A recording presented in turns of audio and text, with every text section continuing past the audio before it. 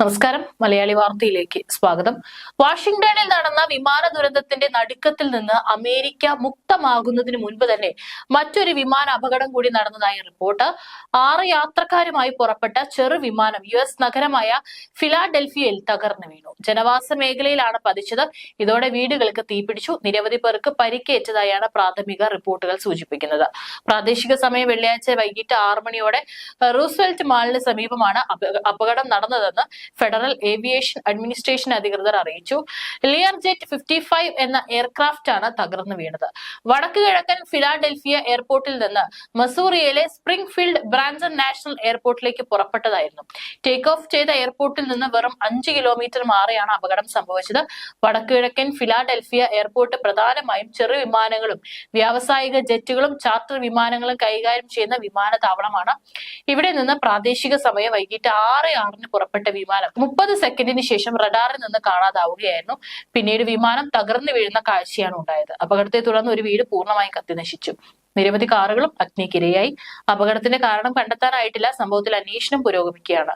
ദിവസങ്ങൾക്ക് മുമ്പ് വാഷിംഗ്ടണിന് സമീപം റൊണാൾഡ് റീഗൻ എയർപോർട്ടിൽ ലാൻഡ് ചെയ്യാൻ ശ്രമിക്കുന്നതിനിടെ അമേരിക്കൻ ഈഗിളുടെ CRJ-700 വിമാനം സൈന്യത്തിന്റെ UH-60 ബ്ലാക്ക് ഹോക്ക് ഹെലികോപ്റ്ററുമായി കൂട്ടിയിടിച്ച് നദിയിൽ വീണിരുന്നു.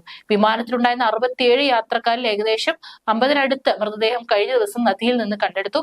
വിമാനം ലാൻഡ് ചെയ്യാൻ തയ്യാറെടുക്കുന്ന സമയത്ത് റീഗൻ വിമാനത്താവളത്തിൽ ജീവനക്കാർ കുറവായിരുന്നെന്നും ന്യൂയോർക്ക് ടൈംസ് റിപ്പോർട്ട് ചെയ്തിരുന്നു.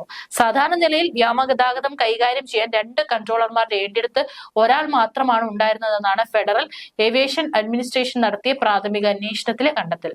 രാജ്യത്തെ നടുക്കിയ ഈ അപകടം കഴിഞ്ഞ് ഏതാനും ദിവസങ്ങൾ മാത്രം പിന്നിടുമ്പോഴാണ് ജനവാസ മേഖലയിൽ മറ്റൊരു വിമാന അപകടം കൂടെ സംഭവിച്ചിരിക്കുന്നത്. മറ്റൊരു വിമാനം കൂടെ തകർന്നു വീണിരിക്കുന്നത്.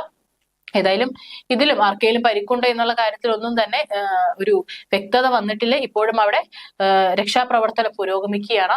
പരിശീലന പറക്കലായിരുന്നു US ആർമിയുടെ ബ്ലാക്ക് ഹോക്ക് ഹെലികോപ്റ്റർ. വിമാനപാതയിൽ എത്തുകയായിരുന്നു. 3 സൈനികരായിരുന്നു അന്ന് ഹെലികോപ്റ്ററിൽ ഉണ്ടായിരുന്നത്. കൂട്ടിയിടിക്ക് പിന്നാലെ കോപ്റ്ററും വിമാനവും പൊട്ടിത്തെറിച്ച് പോട്ടോമാക് നദിയിൽ വീഴുകയായിരുന്നു. 20 വർഷം പഴക്കമുള്ള ബൊംബാർഡിയർ DRJ-7 മോഡലാണ് വിമാനം. അപകടത്തിൽ 67 പേരും കൊല്ലപ്പെട്ടെന്ന് അമേരിക്കൻ പ്രസിഡന്റ് ഡൊണാൾഡ് ട്രംപ് സ്ഥിരീകരിച്ചു. ദുഃഖകരമെന്ന് പറയട്ടെ, അതിജീവിച്ചവരില്ല.